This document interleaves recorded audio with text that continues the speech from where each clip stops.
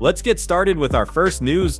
Israel Adesanya recently shared his thoughts on the matchup between Boro and Nasruddin Imavov, predicting that Boro will come out on top. He explained that while the fight is very competitive and well-matched, he still believes Boro has what it takes to edge it out. According to Adesanya, his pick is clear: Boro by decision. He acknowledged that the fight is happening in France, which means Imavov will have the benefit of a home crowd. But Adesanya was quick to point out that this advantage won't really sway the outcome.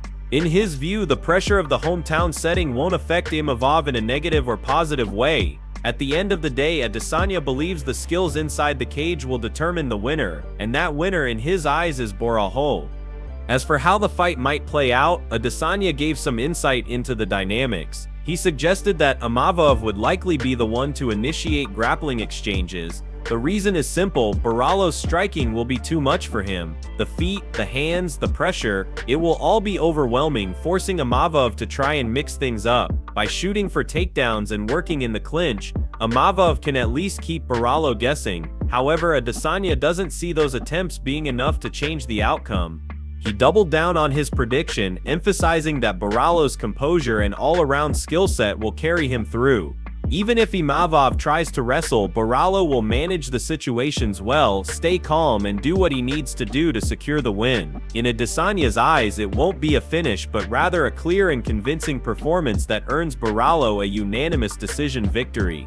The way Adesanya broke it down, this fight is going to be exciting for the fans. Both fighters bring strong attributes into the cage. Imavov has solid striking of his own, along with grappling that could create interesting scrambles. But when compared to Boro, Adesanya sees a difference in levels. He believes Boro will consistently outpoint Imavov, staying one step ahead whether the action is on the feet or against the cage.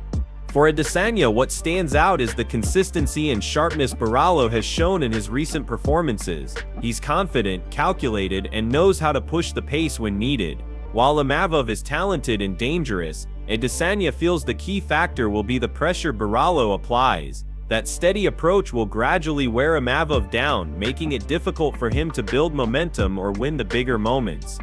In the end, Adesanya's call is firm. He's going with Boro, and he's going with decision. He doesn't expect the crowd in France to sway the outcome, nor does he believe Imavov will have enough tools to stop Boro's game plan. It's going to be a competitive fight, yes, but one where Adesanya is confident Boro proves he's just a step ahead and leaves with his hand raised. Before moving to the next news, we have one quick request for you. We're constantly working on improving our content to earn your love and support. That's why we truly appreciate it if you could take just a moment to leave a like on this video, subscribe to the channel, and hit the bell icon so you never miss an update. Move on to another news. Robert Whittaker has been one of the most respected and admired fighters in the UFC for years, but recently he admitted something that caught many fans off guard. In a candid conversation, Whittaker revealed that reclaiming the middleweight title now feels like nothing more than a pipe dream. It's a raw and honest admission from a fighter who once stood at the very top of the division, but who has faced setbacks that have reshaped his outlook on the sport.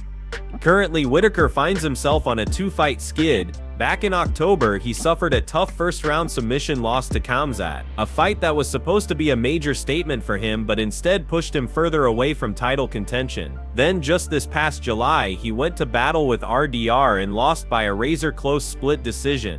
Whittaker admitted that while the fight with RDR could have gone either way, the fact remains that it was another loss on his record, and for him, every setback pushes him further away from the gold.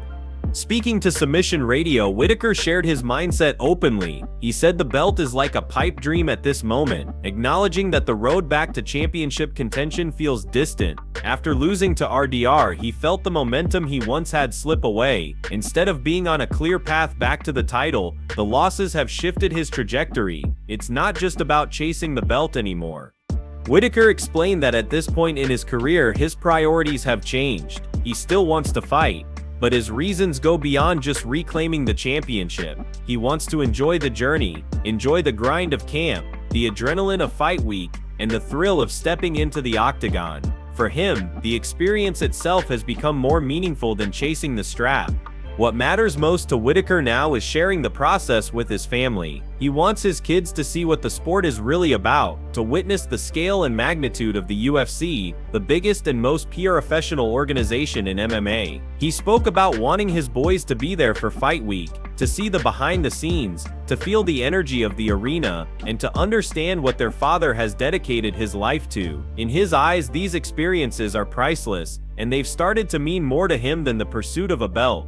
Still, there's no denying that Whittaker remains a dangerous and elite competitor. Even if the title feels out of reach, he's not walking away quietly. He's determined to give fans great performances, to challenge himself against the best, and to continue proving why he's one of the most respected names in the sport. Whether it's another run toward the top or simply putting on unforgettable fights, Whittaker is embracing this chapter of his career with a sense of freedom. For him, the middleweight title may feel like a pipe dream, but the love for the sport, the passion for the fight, and the chance to share these moments with his family remain as real as ever. Move on to another news. Islam Makhachev has been one of the most dominant fighters in recent years, and now the spotlight is on his upcoming welterweight clash with JDM. Many believe that JDM could be the man to finally halt Makhachev's incredible streak, but not everyone agrees. Among those siding with Makhachev is Colby Covington, who recently gave his thoughts on the fight during an interview with Helen Yee. Covington admitted that while the matchup is intriguing, his pick is clear. He believes Makhachev has the tools to beat JDM, especially if he can bring the fight into his world. Covington acknowledged that there's a big difference in size between the two fighters. Makhachev, after all, is a natural lightweight stepping up to welterweight, while JDM has been competing at the higher weight his entire career. That advantage could play a significant role, but in Covington's eyes, the odds still favor the champion.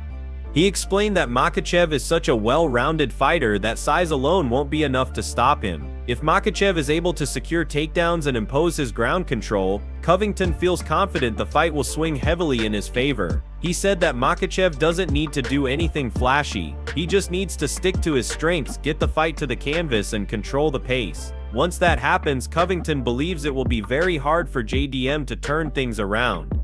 Still, he admitted that the fight brings a lot of excitement because of the size factor. JDM is strong, explosive, and dangerous on the feet. If Makhachev has trouble getting inside or struggles to close the distance, JDM could capitalize and land something big. That's what makes this matchup so fascinating for the fans. But when pressed to give a prediction, Covington said he has to go with the odds, and the odds lean toward Makhachev. The upcoming welterweight title fight will be one of the biggest tests of Makhachev's career. Moving up in weight is never easy, especially against someone as talented as JDM. But Makhachev has built his legacy on dominating opponents, using a mix of relentless grappling, suffocating control, and sharp striking to break down anyone in his path. For Covington, those skills remain the deciding factor. He believes Makhachev's discipline, cardio, and ability to stick to a game plan are what separate him from the rest. With the date set and anticipation building, the debate continues. Can JDM's size and power be enough to overcome the technique and precision of Makhachev? Or will the lightweight champion prove once again that skill beats size? Covington has already made his choice. He's backing Makhachev to get it done, and he's convinced that if the fight goes to the ground, it won't be long before Makhachev establishes control and dominates the exchanges. In the end, he kept it simple. The odds favor Makhachev, and Covington is siding with the odds. He expects Makhachev to beat JDM and walk away still proving why he is one of the most complete fighters in the world. Move on to another news. Colby Covington recently jumped on his YouTube channel for a Kanda session, and as always, he didn't hold back. One of the first topics brought up was Dustin Poirier, and Covington wasted no time in slamming his former training partner. He claimed that Dustin has been scared of him for years, ever since the two trained together back at their old gym. According to Covington, Dustin knows exactly what he brings to the table, and because of that, he's never had the courage to step inside the octagon against him. Covington went further, saying Dustin can't even land a lucky punch on him. In his view, Dustin knows he can't win, and because of that, he doesn't even want to try. Covington drew a comparison to Jorge Masvidal, saying at least Masvidal had the guts to fight him even though the outcome didn't go his way. But with Dustin, Covington said he doesn't even want to take the chance. He claimed Dustin will eventually retire, knowing that he never stood up to him, never defended his family's honor, and never proved himself. that Covington said makes Dustin nothing more than Louisiana swamp trash and a pathetic excuse of a fighter. The Q&A didn't stop there. A fan named Braden asked Covington if he would ever consider dropping down to lightweight and chasing the belt at 155. Covington laughed off the idea almost immediately, shutting it down in classic fashion. He explained that he's not interested in draining himself just to make a weight class that doesn't suit him. He said he doesn't want to cut all those chromosomes, poking fun at the extreme cuts fighters sometimes put themselves through. For Covington, his focus is on being the best martial artist he can be, sharpening his skills and continuing to improve. He made it clear that he's comfortable at welterweight. Fighting at his natural weight, 170 pounds, is what matters most to him. He said he doesn't want to go down to lightweight just to bully smaller fighters. In his words, he's not a weight bully. Instead, he's willing to take on anyone who steps into his division, at the weight where he feels strongest and most natural.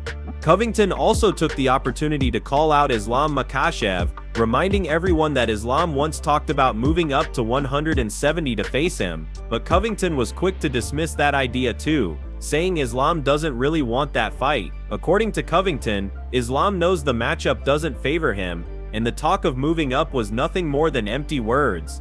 By the end of the Konda, Covington's stance was crystal clear. He will not move down to lightweight, no matter how many people bring it up. He's staying at 170, his true weight class, and he's ready to take on anyone who wants a shot.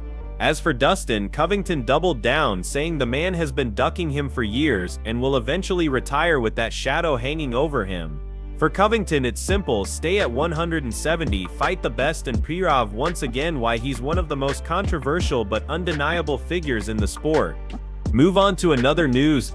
Justin Gaethje recently looked back on one of the wildest stretches of his career, his fight against Tony Ferguson in 2020. That night, Gaethje pulled off a massive TKO victory in the 5th round, securing the interim lightweight championship, but behind the scenes, the way it all came together was anything but smooth. Gaethje explained that the UFC initially called him out of the blue, offering him the fight with Ferguson on short notice. Despite his early promise to himself that he would never accept a late replacement fight, Gaethje felt the stakes were too high to turn it down. The opportunity to headline an event during a global shutdown and possibly win a championship belt was something he couldn't pass up. He was sitting at around 182 pounds when he got the call, training but not in full fight-ready condition. He admitted he wasn't prepared for 5 hard rounds at that moment, but the circumstances made him say yes. Once the fight was offered, Gaethje went straight to work. He and his team hit the gym, pushing hard to cut weight and sharpen his conditioning. In just a couple of days, he dropped to around 175 or 176 pounds. But then came the first twist. The UFC called again and told him the fight was off. With that news, Gaethje let loose, deciding to enjoy himself for the moment. He ordered Pizza Hut, devoured a ton of food, and ballooned back up to 184 pounds in a single night. To his shock, the very next morning, the UFC called him again. The fight was back on. Gaethje couldn't believe it. He had just let his guard down, eaten himself heavy, and now he had to switch back into fight mode. The silver lining was that the UFC decided to push the fight back by about a week, giving him 18 days in total to prepare. That extra time gave him confidence, but he still remembered his vow to never take late replacement fights. He knew the risks. He didn't want to step in unprepared, get tired, and look like he wasn't able to perform. What made the situation even more chaotic was the backdrop of Khabib Nurmagomedov's withdrawal. Khabib had been scheduled to face Ferguson but was stuck in Russia due to travel restrictions. That's when the UFC turned to Gaethje, throwing him into the mix with almost no time to properly prepare. For Gaethje, it was both a terrifying and an exciting prospect. He had a chance to step into history at a time when the whole world was watching, desperate for live sports. Despite the rollercoaster of emotions, Gaethje stayed locked in once the fight was officially confirmed. He worked relentlessly in the gym, cutting the extra weight, sharpening his cardio, and preparing himself mentally for the biggest fight of his life. Looking back, Gaethje admitted it was one of the most unpredictable stretches he's ever experienced. One day the fight was on, the next day it was off, and then suddenly it was on again. In the end, the chaos didn't matter. Gaethje walked into the octagon against Ferguson and delivered a career-defining performance, finishing him in the 5th round and claiming the interim lightweight title. What started as a whirlwind of cancellations, weight swings, and uncertainty turned into one of the biggest moments of his career. Move on to another news. We've got some positive news regarding Ben Askren's health. After undergoing a rare and extremely difficult double lung transplant, Askren faced a major setback when he was hit with an illness that slowed down his recovery. For weeks, there was concern about how quickly he'd bounce back and whether he'd be able to regain his strength after such a grueling medical battle.